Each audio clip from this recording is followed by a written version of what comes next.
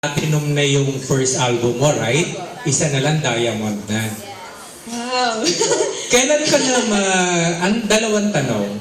Kailan ka na mag-Araneta Coliseum? Bukas. Joke lang. Alam mo, pinagpaplanuhan pa rin po hanggang ngayon po. But I'm pretty sure po na magkakaroon po ako this year ng concert. Tapos number 2, bakit na-chichismis na lilipat ka sa ABS? Ayaw daw ng mga popster sa pangungunan ni Cruz Garcia. Ganun po. I think hindi po ako dapat yung sumagot ng tanong na yan.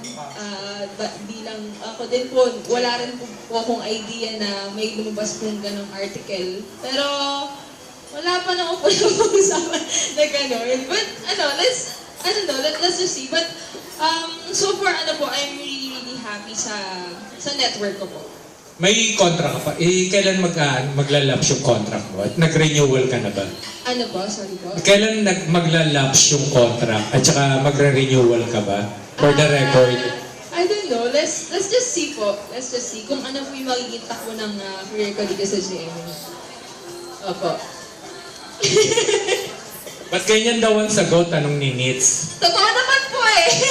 Sagot palipat daw talaga. Hindi naman po. Hindi po. Anyway, thank you. Congrats again. Thank you.